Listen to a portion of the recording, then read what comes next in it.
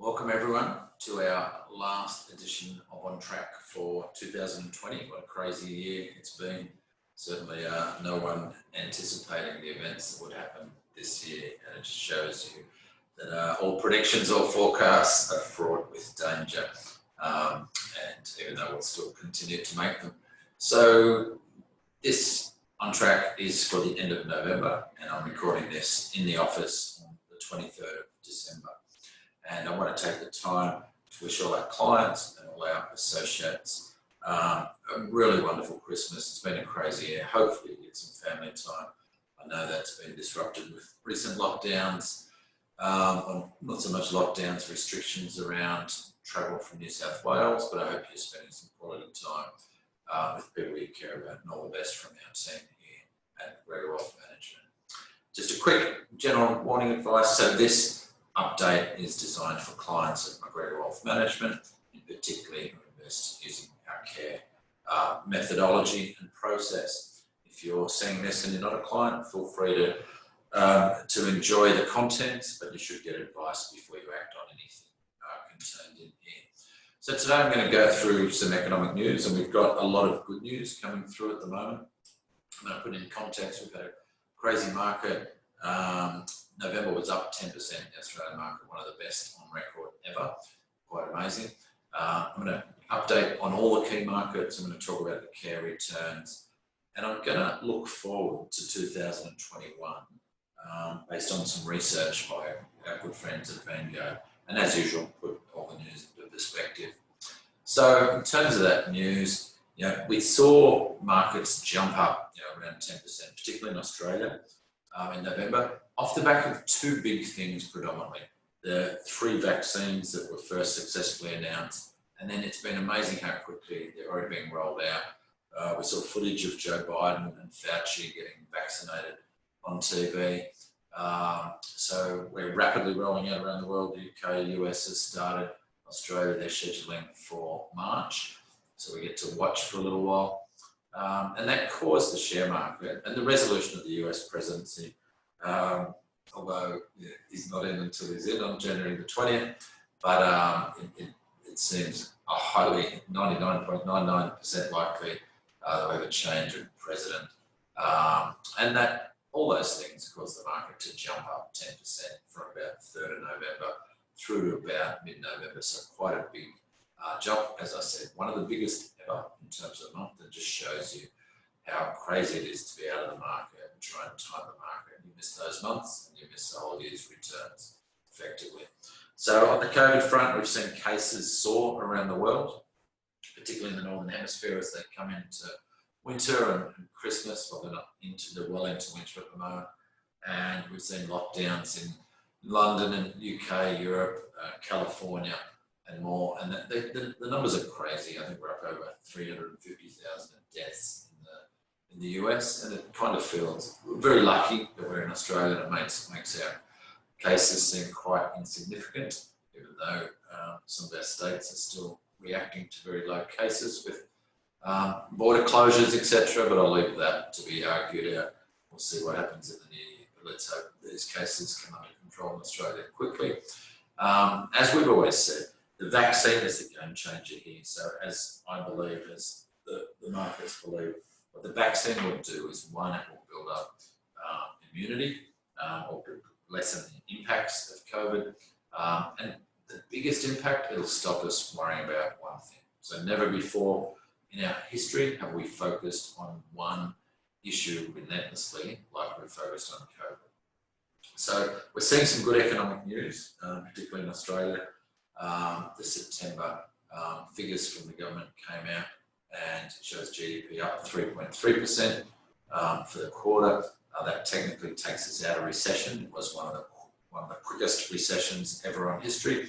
We're still, GDP, or the economic activity, is still down 4% on pre-COVID levels. Put that in perspective, if someone earned $100,000, it means this year they only earned $96,000. So it's not all bad.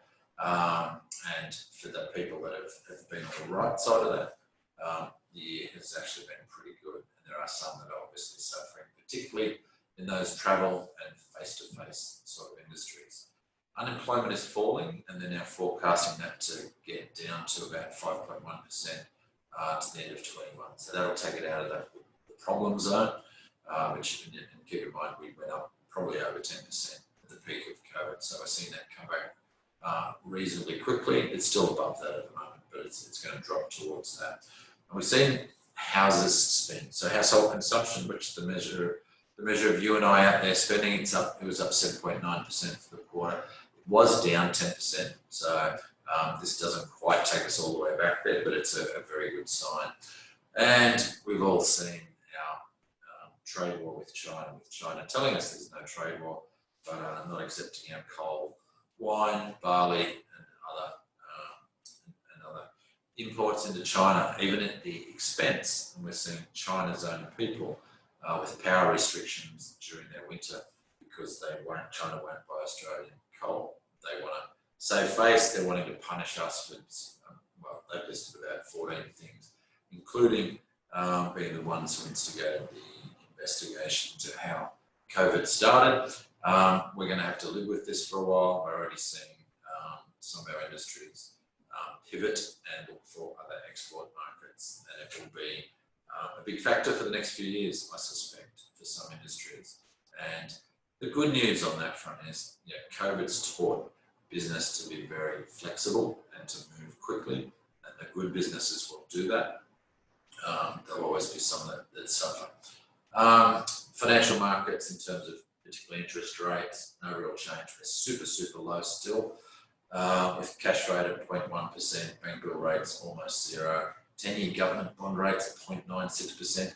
They nudged up a little in November with, bond yields tend to start to go up when we see good news. But still an incredibly low amount that for the government as they issue 10-year bonds at the moment. They literally have less than 1% to pay on those. The Aussie dollar's crept up steadily since it dropped dramatically in COVID, so now at about 75 cents. Inflation below 1%, likely to stay there for us for the foreseeable future. Mortgage rates in the twos. We're seeing some rates appear in the high ones. Investors can certainly get set at those sort of rates in term deposits. Around about that 0.6, you can find some specials up to about 1%, including online savings accounts at about 1.2%.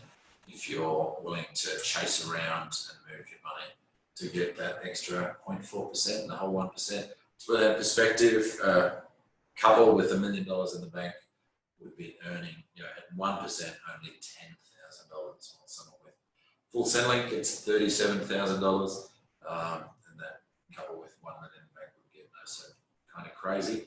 We've never been here before. So let me keep clicking through. So the care portfolio returns, amazing month. So have a look at sort of the high growth portfolio up 9%, growth up 7%, balanced up 5.8%. So phenomenal month. These are returns we'd normally likely see in a year. So as I said, whole year's return in that 1 month in November. Active portfolio up 4%, partly because gold's dropped, and I'll talk more about all the individual components of these. International shares, only up about 4.6% in our portfolio. Aussie shares up about 7.74%, reflecting partly conservative nature of our manager, but also the Aussie dollar on the international share front. As we go across to 1 year returns, so these are 1 year returns to the end of November.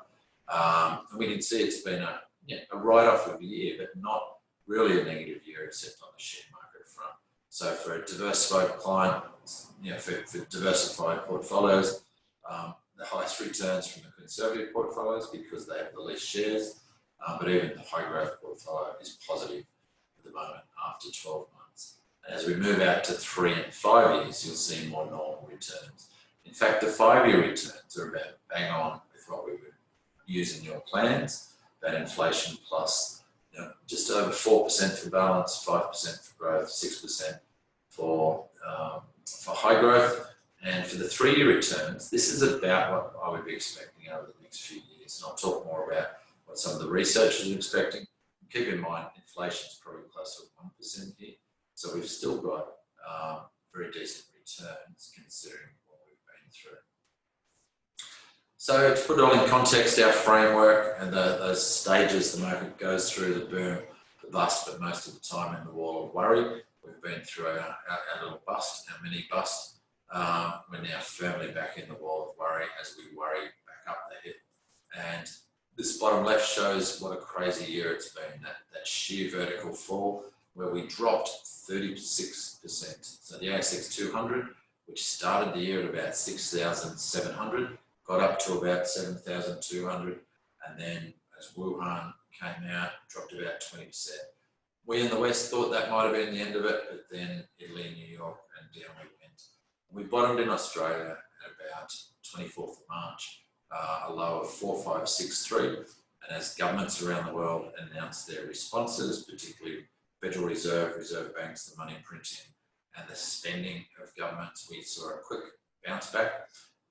And then a really, a solid recovery up to sort of June, July, and then flat for about 6 months as we all waited to see what was going to happen next with vaccines. And then as the news started to come out around vaccines and other things, we started to creep up.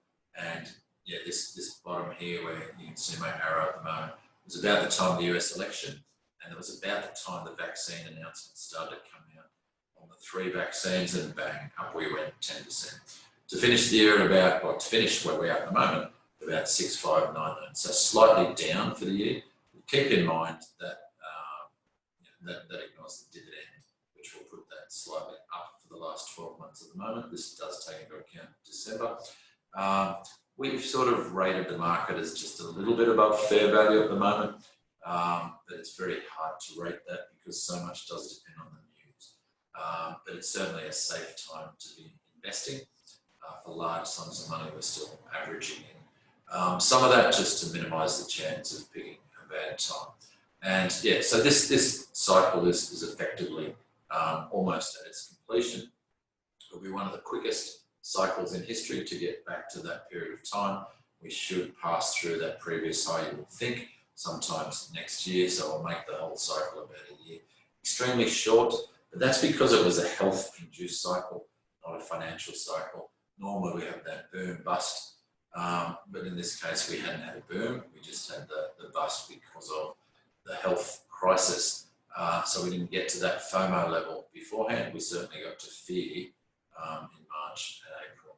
So fascinating to see how quickly this has all come about. Just a reminder of the 4 pillars of that care investment strategy, and they've all done their job brilliantly this year. And you saw those returns for the core investments and the active investments, and importantly for our retired clients with their adequate reserves, no one has had to sell any good assets at a bad time. And for our clients that are still building their wealth through dollar cost averaging, it's been a brilliant year for dollar cost averaging. All the money, if people invested 12 months from the start of the year to the end of the year, they're actually up about 10 to 20%. On the funds they've averaged in over that year, so a brilliant year for dollar cost averaging.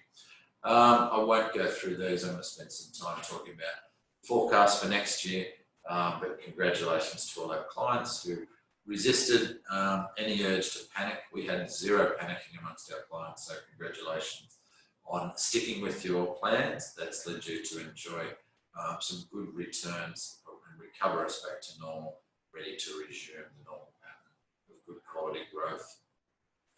So let's sort of have a look forward, and this, this reinforces what I've been talking about in the last few months here. And Vanguard has also split their forecast into a base case, which is about a 60% probability, an upside surprise chance if things are better than they turn out at about 30%, and a downside risk at about 10%.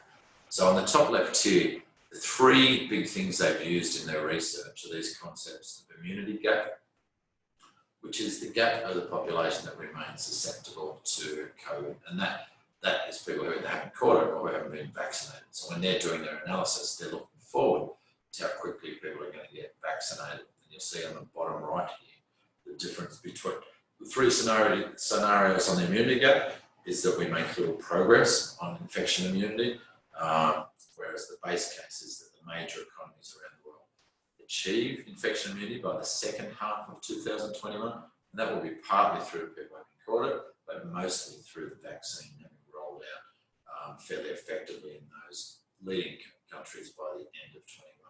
Now, the surprise might be if that happens sooner.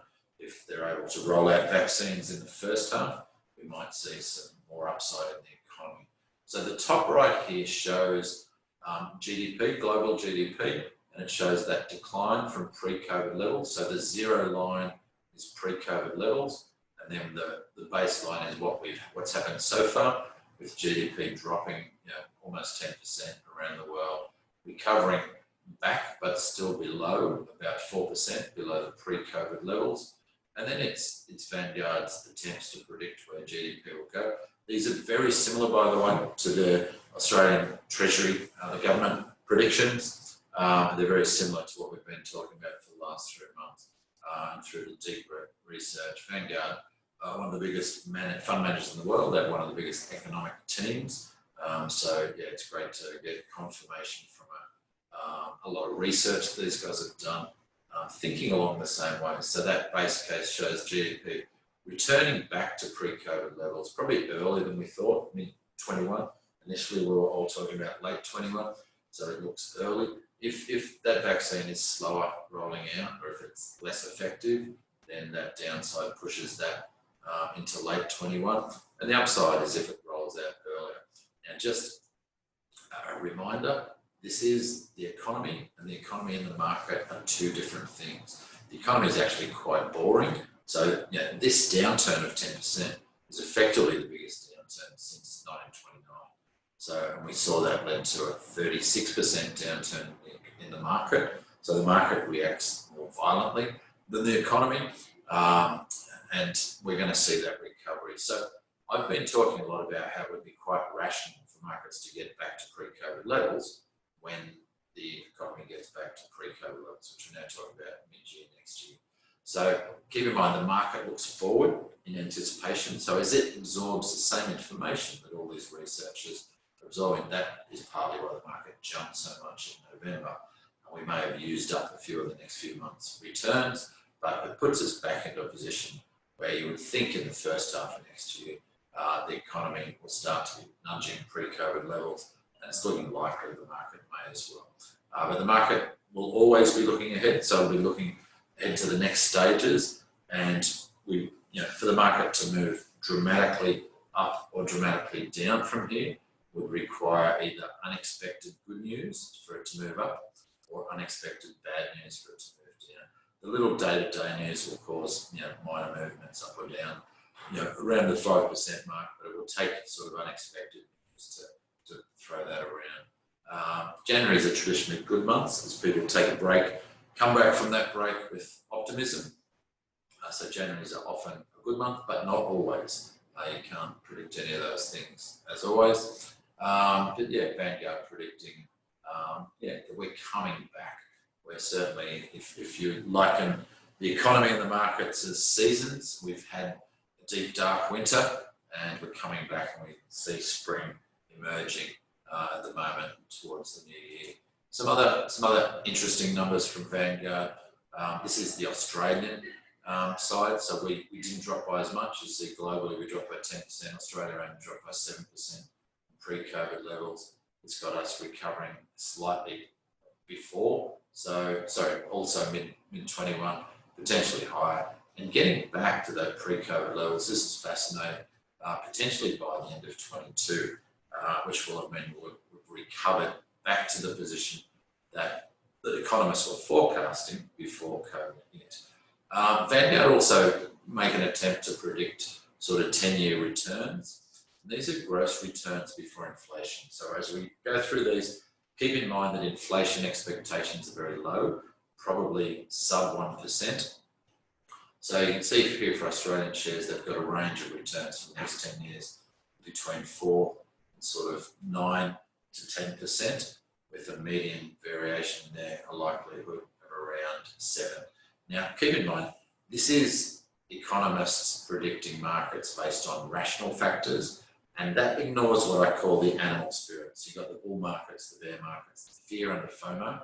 So as markets take off, they often get ahead of themselves and go harder, and then they recover. They then recover more brutally than the market.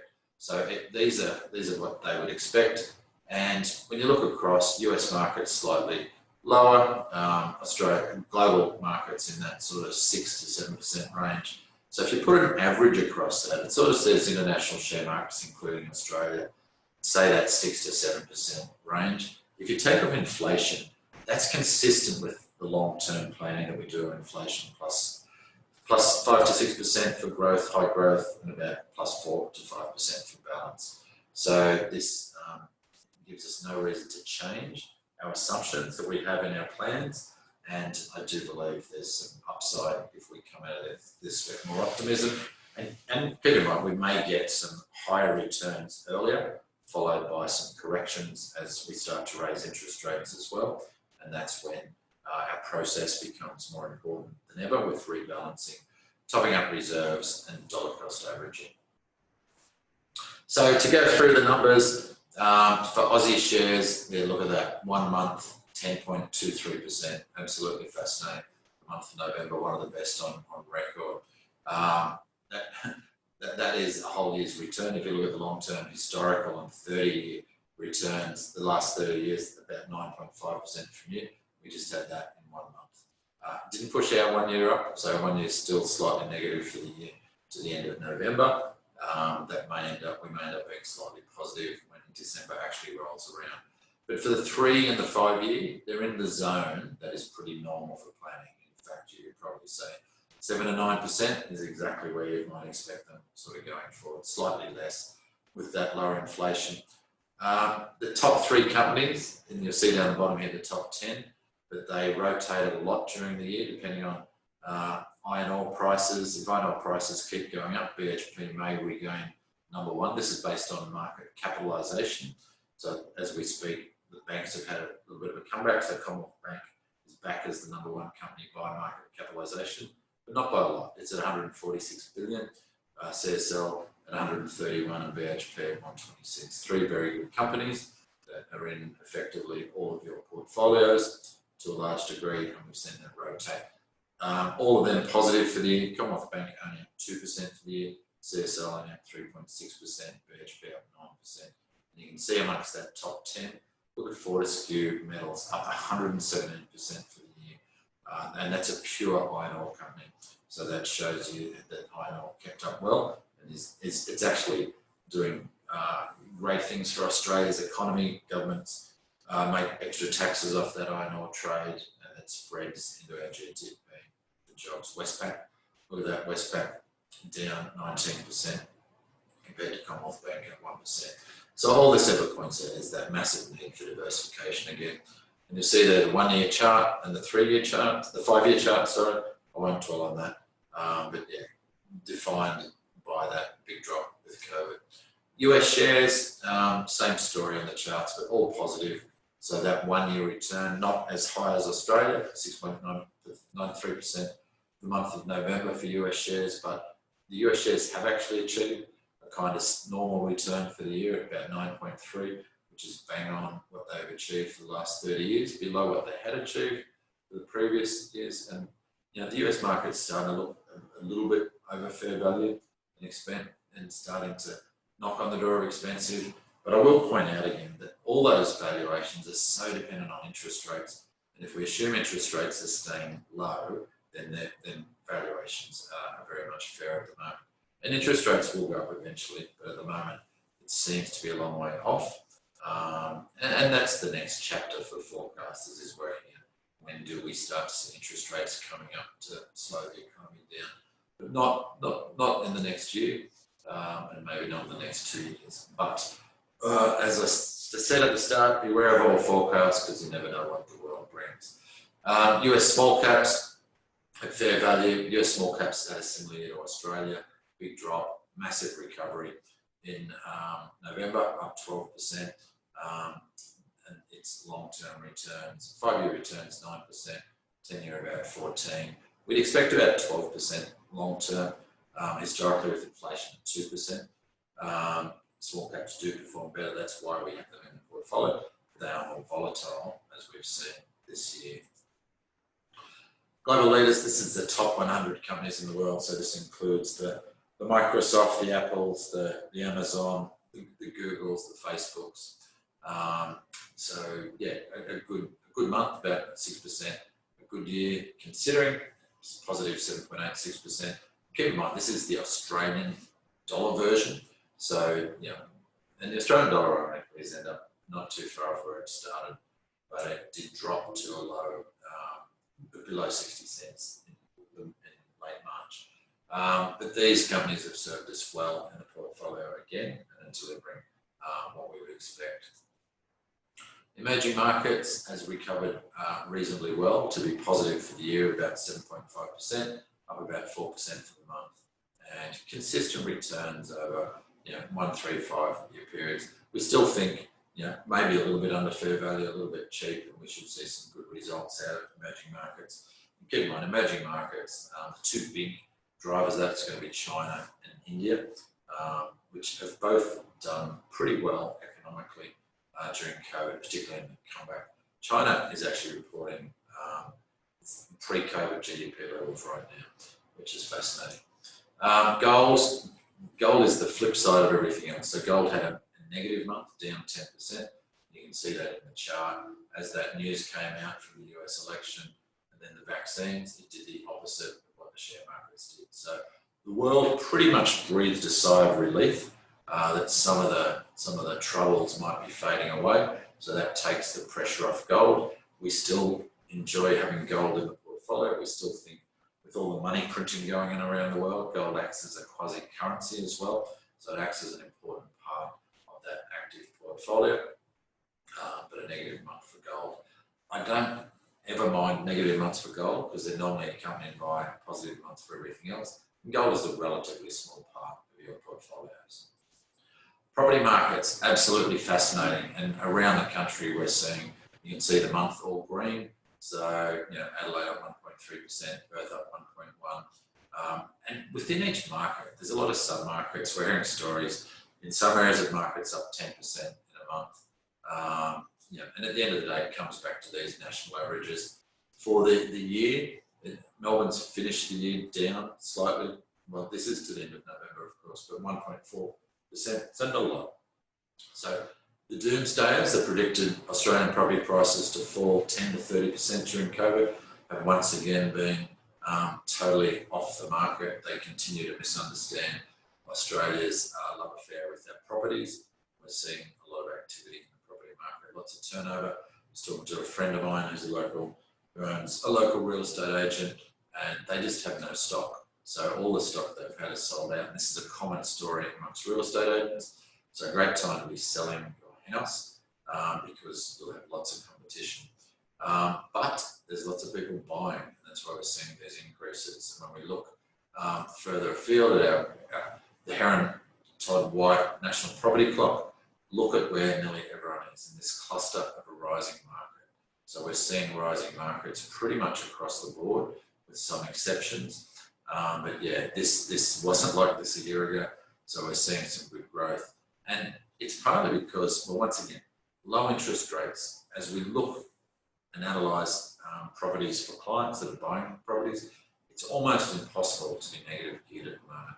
And there was a good study came out during the month that showed interest covers rent in pretty much every property market in the country. Sorry, rent covers interest in every property market in the country, and rent covers interest plus costs in most markets, except for the top end of Sydney and Melbourne, where you get slightly lower rents. So it's extremely hard to negative gear a property, extremely hard. And yeah, and that makes property investing very good at the moment. You can fix rates at about 3%. There's always the unknown of what happens beyond that. The long-term property market is driven by supply and demand, and that's, on the demand side, the two big factors are GDP growth and population growth. So as we see GDP growing back again, that's a good sign. We haven't seen population growth. Well, let me correct that. We've seen population growth because we've had a massive amount of returning Australians. But we haven't had immigration, but that's been offset by some 400,000 people returning to Australia. They all need homes. So that's sort of filled in the gap this year. if we assume that immigration eventually returns to pre-COVID levels, it does sit well for the property market, at least while interest rates are low. And once again, we have these animal spirits that if the property market takes off, we'll probably see the Reserve Bank and predominantly APRA try and tighten up the lending to they don't really want to see a major property boom with prices getting out of control. They don't mind a bit of healthy activity. And ultimately, I've talked about supply and demand. Supply is how many buildings they're building. So pretty much building stopped for a while there. It'll take off again. And developers love seeing figures like these, and that will cause them to start building, which eventually causes a slowdown in the market. These things are very cyclical. They're not even. It's not 1 year per each hour on the clock. Sometimes it can turn around really quickly, as we've seen. Melbourne and Sydney particularly did a quick lap of this clock in the last few years, and then they're both back rising. The same story for units, predominantly, with a lot of areas rising. We're very comfortable with people buying in sort of Brisbane, southeast Queensland, and Perth for that matter as well, particularly on houses. But it's case by case and suburb by suburb. There's still a lot going on in each different suburb around. So always do your research. Talk to us about what's happening with your properties in your particular locations. So that brings me towards the end of this, and let me sum up as usual. I'm going to reinforce the process. I'm just going to put it all up. You've heard this. For those of you listening for the first time, the purpose of the portfolio is to achieve your plan. That plan is based on the goals, and we do take a long-term view. At that time, long-term view leads to the beautiful, boring diversification, the right asset allocation with enough liquidity to survive the downturn. We do protect against that short-term volatility, and we've seen that this year work incredibly well. So all of our retired clients have had enough reserves to ride through this. So they haven't had to sell any of those growth assets, that's the share market assets, during that downturn, which means we survive and enjoy the upside that comes from there. For our younger clients who are still building their wealth, it's been the best year for dollar cost averaging that I can remember. As I said, if you 12 months of dollar cost averaging this year has led to a return of 10 to 20%. So a great year for dollar cost averaging. We do rebalance the portfolios regularly. You'll see some rebalancing transactions in the active portfolio. That adds value over time. We believe it adds 0.5 to 1% in that regular rebalancing, which helps to cover costs, which is an important thing. There is only 3 ways to lose money. We've seen people do all of them this year. Those 3 ways to lose money is lack of panic and selling when the market's down. Congratulations again to our clients that didn't do that at all. Having to sell, we didn't have to sell here because of the reserves, and ultimately not being truly diversified, which we are massively diversified. So those returns that you saw earlier, and you can see them in the attachment to this. I'm also going to include the Vanguard report for those that like reading a lot of detail. It's 54 pages. It makes for fascinating reading, and it's good quality research, and one of the many that we subscribe to. Once again, thank you to all our clients. We do appreciate the role we have in your world. We take that very seriously, as you know. We want to thank you again for your continuing custom, and we want to wish you all the best for Christmas and New Year. We look forward to catching up for 21. Who knows what 21 will bring? Let's assume it's going to be a good year. Have a great Christmas. I'll talk to you in 21. Rob McGregor signing out.